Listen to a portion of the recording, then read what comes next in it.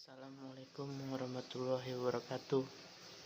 Perkenalkan, nama saya Arman Rama Susanto dari Sistem Informasi. Saya akan mengucapkan ulangan setengah semester dasar mata kuliah dasar-dasar pemrograman R02. Yang pertama adalah tentang struktur program Dev C++ atau C++. Sama seperti struktur program C yang merupakan pendahuluan, C++ hanya memiliki beberapa perbedaan dan pembaharuan. Struktur program C++ terdiri sejumlah blok fungsi. Setiap fungsi terdiri dari satu atau beberapa statement atau pernyataan yang akan melaksanakan tugas tertentu. Struktur program C++ kita lihat di bawah ini ada strukturnya. Agar include file header using namespace std, ada main, terus lalu ada isi program, terus statement, pernyataan, komentar. Secara teknis, program C maupun C++ lalu tersusun dari 4 bagian utama, yaitu bagian pengarah, compiler atau biasa disebut dengan file header yang ditandai dengan simbol pagar, bagian deklarasi, bagian definisi, bagian komentar yang ditandai dengan simbol atau pasangan. Terus yang kedua, langkah pembuatan kode program. Yang pertama dan mencari ide. Itu saat kita ingin membuat suatu atau itu bentuk, maka yang harus kita lakukan pertama adalah mencari ide untuk membuat programnya. Untuk bisa mendapat ide membuat suatu program tertentu, Anda pun bisa mencari dari program-program yang bertebaran di dunia maya, cari di internet, di Google, dengan melihat program-program yang ada. Habis itu kita catatlah ide-ide yang ada di suatu program itu, yang kemudian bermunculan di kepala Anda. Lalu ada mempelajari program buatan orang lain. Jadi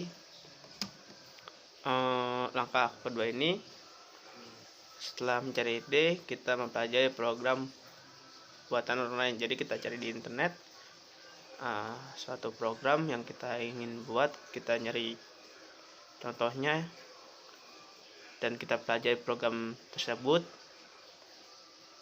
Maka ada beberapa faktor yang perlu Anda perhatikan.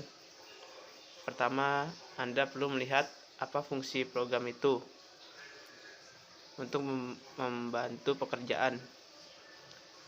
Terus lalu ada tulisan apa saja yang bisa Anda kembangkan dengan menggunakan program tersebut. Lalu selain itu, Anda pun perlu menuliskan kekurangan yang terdapat dalam program tersebut. Semua catatan Anda yang berkaitan dengan program tersebut bisa menjadi tambahan ide bagi Anda dalam proses pembuatan program nantinya. Lalu mulailah dengan pembuatan desain sebuah program. Selesai mencari sebuah program dari Google, itu punya orang lain, lalu kita membuat desain sebuah program. Langkah ketiga ini dalam suatu bisa melakukan dengan membuat desain program. Desain yang Anda buat harus mencakup detail-detail isi program. Misalnya fitur-fitur apa saja yang Anda ingin buat dalam program Anda. Lalu buatlah program yang sederhana.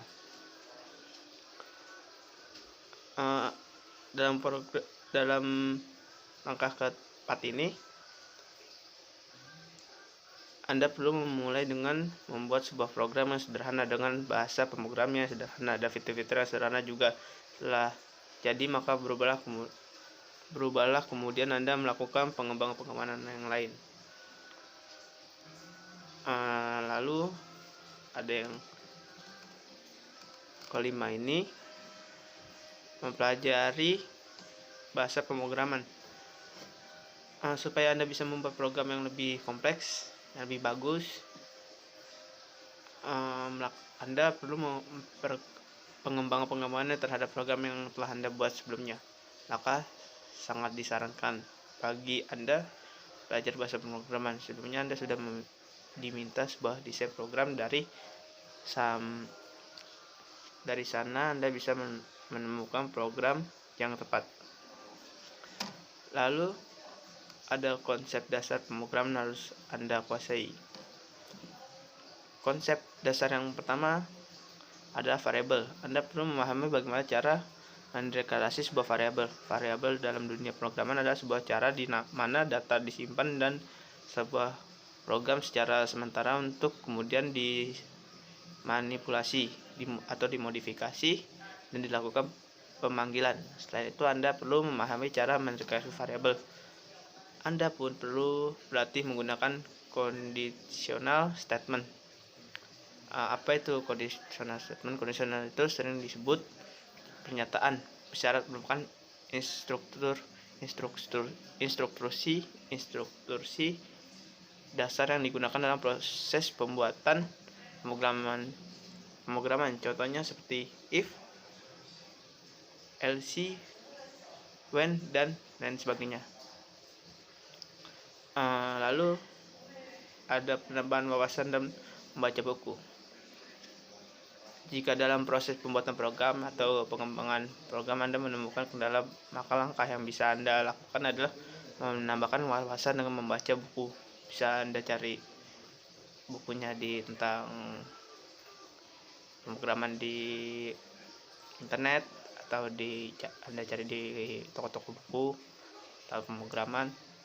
Nah, saat ini buku-buku tentang pemrograman dan bahasa pemrograman tersebut luas dan dijual bebas di toko buku lain.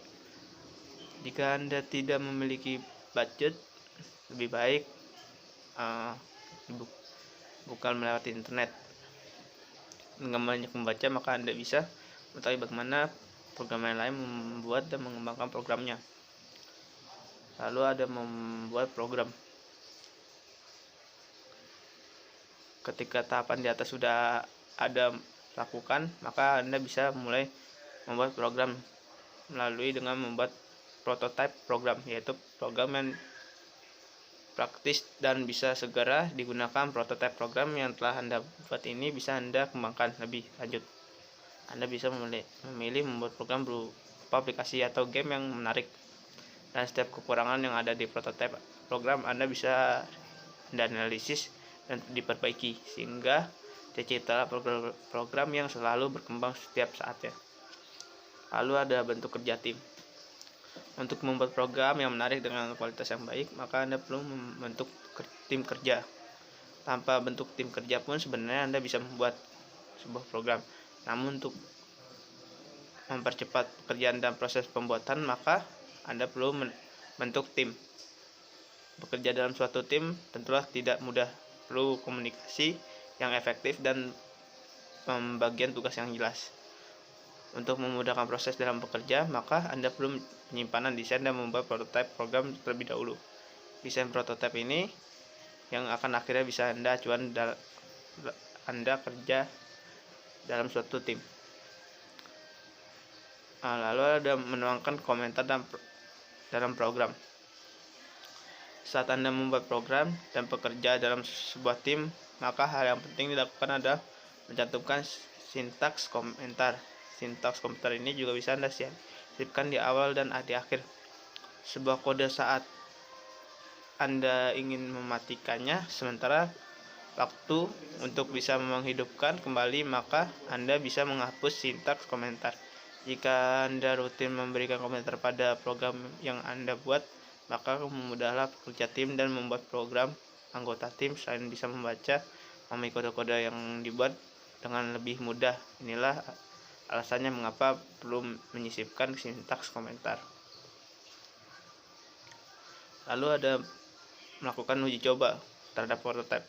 Setelah tim Anda selesai membuat prototipe program, maka hal ini penting lainnya yang perlu dilakukan adalah melakukan uji coba. Dan dalam proses uji coba ini, Anda perlu melibatkan pihak lain sebagai tim penguji. Jika prototipe program yang Anda buat adalah program yang bersifat komersial, maka tim penguji harus mendatangi pengujinya. Lalu ada memulai dasar dari nol. Ada kala proses pembuatan program mengalami kegagalan yang banyak sekali ditemukan, yang seperti bug dan kode yang error saat proses pengujian. Nah, daripada menghabiskan waktu untuk memperbaiki banyak kesalahan, maka Anda jangan ragu untuk memulai proses pembuatan dari nol kembali. Lalu ada menambahkan fitur. Apakah prototipe program Anda sudah melewati tahap ujian dan perbaikan apa? Langkah selanjutnya Anda bisa melakukan fitur-fitur pendukung lainnya. Penambahan fitur-fitur ini akan membuat tampilan program Anda selalu fresh dan waktu ke waktu. Penampilan fitur tentunya disesuaikan dengan kebutuhan pengguna dan kebutuhan pasar ya. Financial fitur. Setelah kita membuat fitur-fitur dalam prototipe program secara lengkap dan telah sesuai dengan desain awalnya yang kita buat, maka langkah berikutnya adalah melakukan proses financial fitur. Terhadap ini Anda perlu memastikan bahwa sudah tidak ada lagi fitur yang Anda tambahkan. Selanjutnya ada menguji konektivitas dan merapikan program. Setelah menguji suatu fitur, maka langkah berikutnya juga tidak kalah penting, dan menguji konektivitas dengan menghubungkan program Anda ke server. Proses penguji konektivitas ini perlu Anda lakukan untuk memastikan apakah program Anda tetap bekerja dengan baik setelah sambung server atau tidak. Merilis atau memasarkan produk Anda yang telah Anda buat. Maka terakhir yang harus Anda lakukan setelah program jadi, Anda harus melakukan proses uji coba dan merilis dan memasarkan produk ini. Untuk merilis dan memasarkan produk ini, maka Anda beberapa hal yang bisa Anda lakukan. Pertama, Anda bisa memasang iklan, menjual program Anda di web atau di situs teknologi. Kemudian Anda bisa membuat tutorial singkat mengenai program dan manfaat di YouTube, lalu mencantumkan link jika Anda yang berminat untuk membelinya. Soal yang kedua ada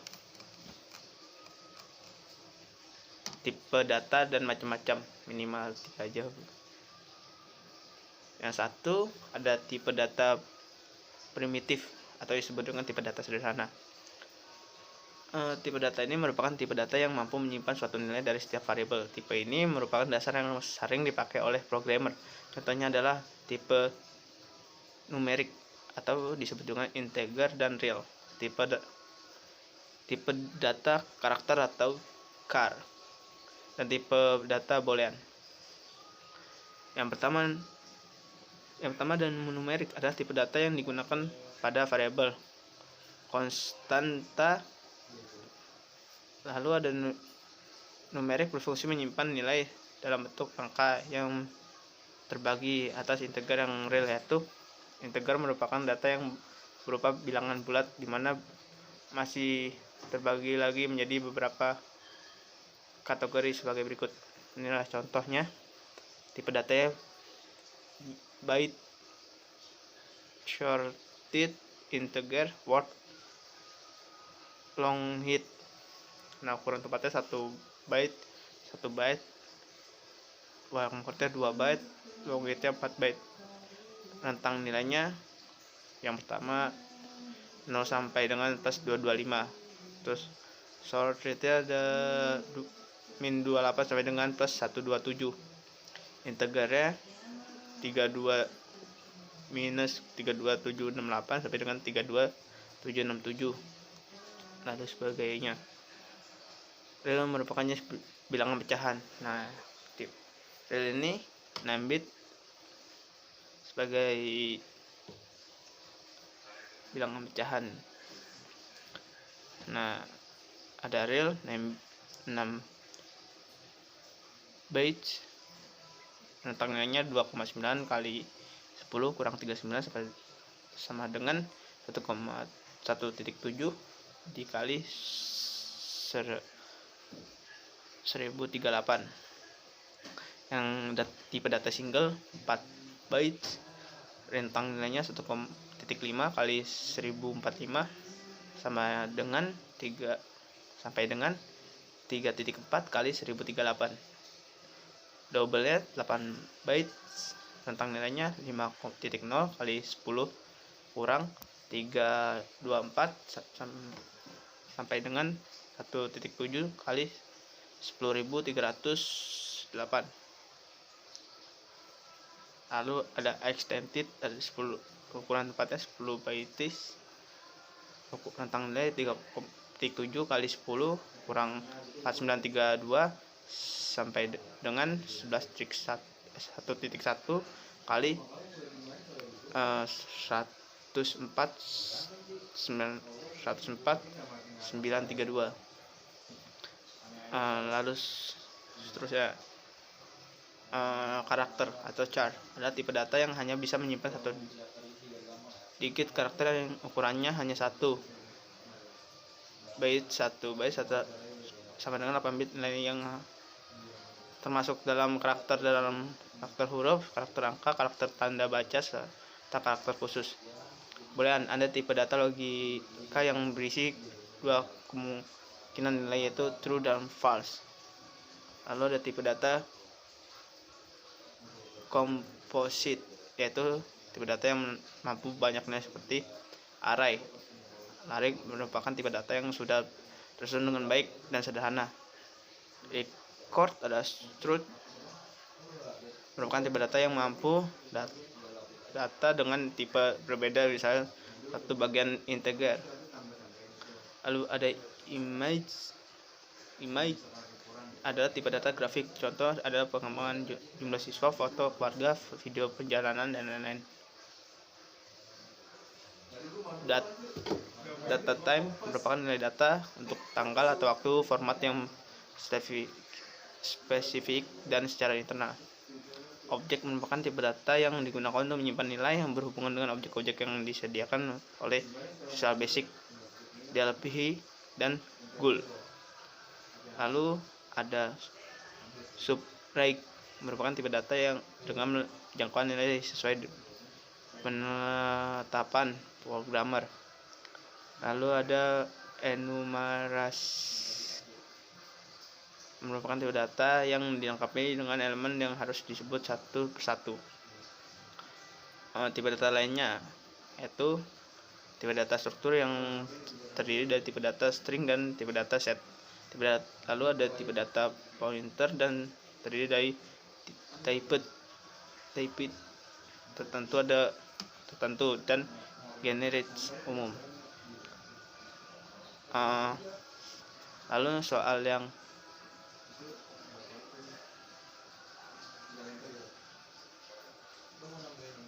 perbedaan data input count dan scene.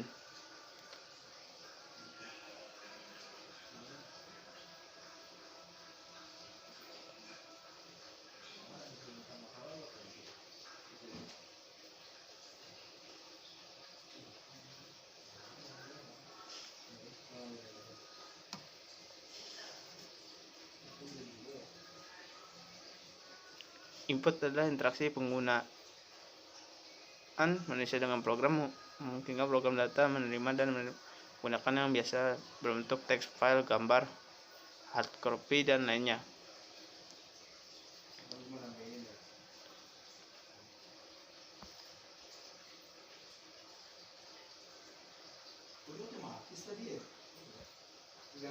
Nah, lalu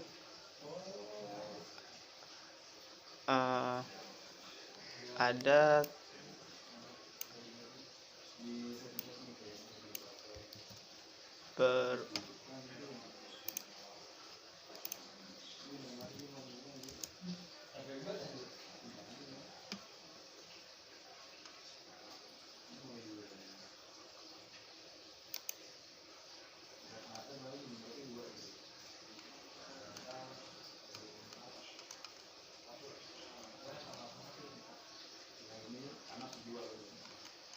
Lalu seperti inilah data inputnya. Seperti ini data inputnya dan codingannya. Nah, contoh codingannya seperti itu.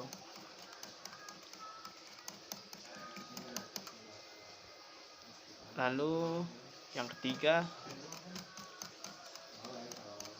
ada proses pembuatan kode program yang di dalamnya terdapat operator algoritma. Nah, ini contoh programnya. Ini nomor 3 itu contoh programnya.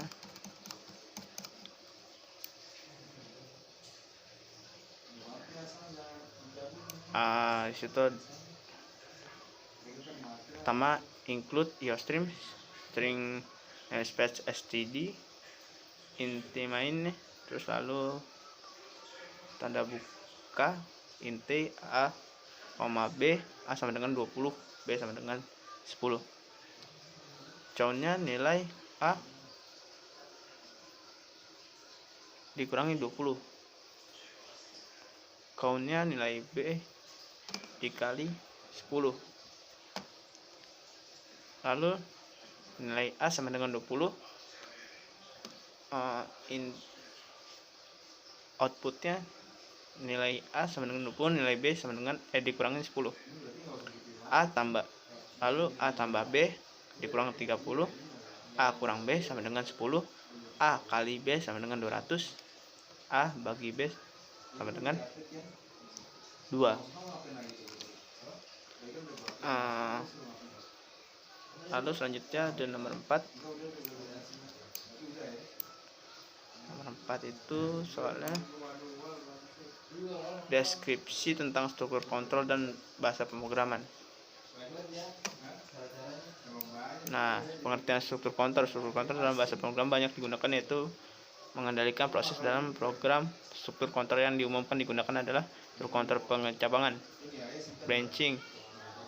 Lalu ada struktur kontrol perulangan, looping. Struktur kontrol percabangan merupakan statement yang digunakan untuk melakukan pengecekan satu atau lebih kondisi tertentu dengan berbagai macam pilihan. Struktur kontrol percabangan yang sering digunakan adalah struktur logis if dan struktur logika switch. Logika if merupakan salah satu statement dan logika percabangan yang digunakan untuk mengambil suatu keputusan berdasarkan suatu kondisi. Macam logika statement if ada logika tanpa else, lalu ada if dengan else. Bentuk umum logika if dalam else hanya satu buah kondisi. Lalu ada bentuk umum logika if tanpa else, condition statement pernyataan. Lalu ada bentuk umum logika if tanpa else dengan dua buah kondisi.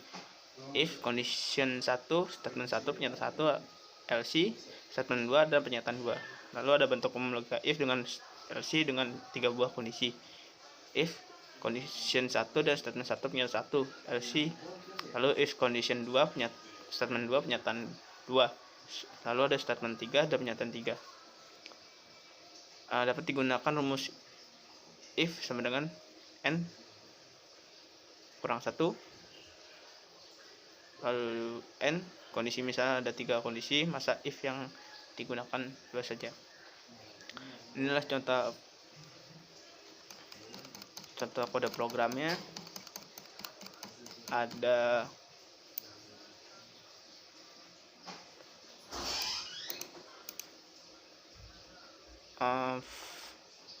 for include your stream,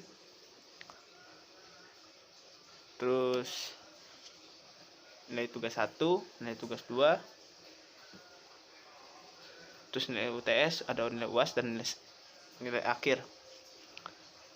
Lalu outputnya nilai tugas 1 adalah 100, nilai tugas 2 adalah 100, nilai UTS adalah 90, nilai UAS adalah 100. Lalu dijumlahkan semua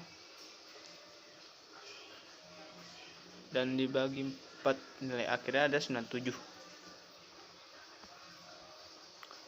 Nah, soal yang kelima, batas untuk kontrol logik if, switch, case, dan logika for. struktur logika switch merupakan sebuah struktur percabangan yang digunakan untuk memeriksa suatu variabel. Mekanisme kerja switch case hampir mirip dengan struktur logika if, else di mana akan dipilih kondisi yang sesuai dari input yang kita masukkan. Ini kode programnya switch kondisi case konstan 1 perintah break case konstan 2 perintah dan break default perintah break. Lalu ada kode programnya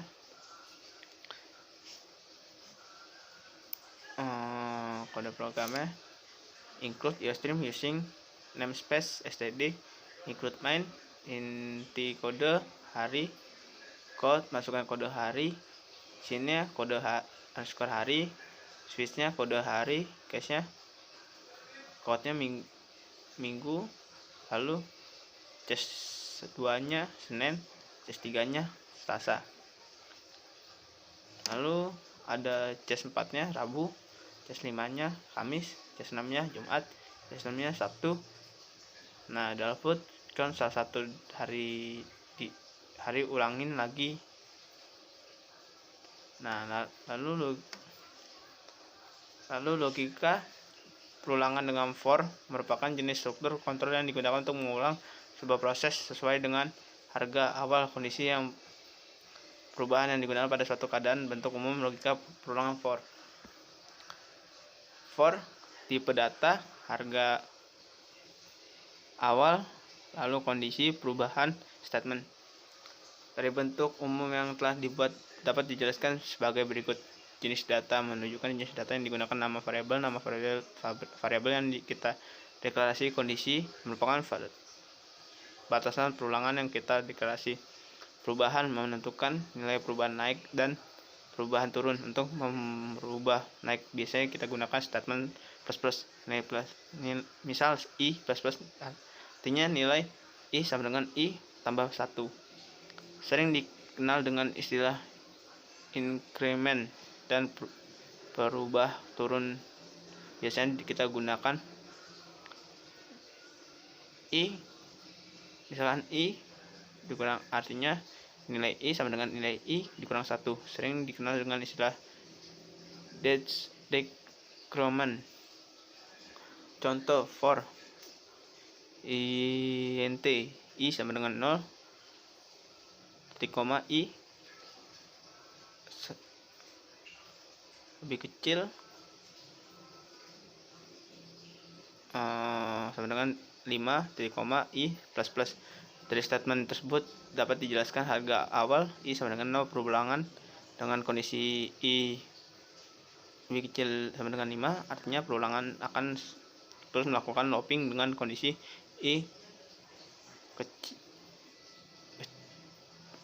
kecil sama dengan 5, misalkan 0, 1, 2, 3, 4, 5, kemudian nilai i plus yaitu nilai i bertambah 1 dan akan berhenti jika nilai batas perulangan sudah mencapai nilai 5. Terima kasih.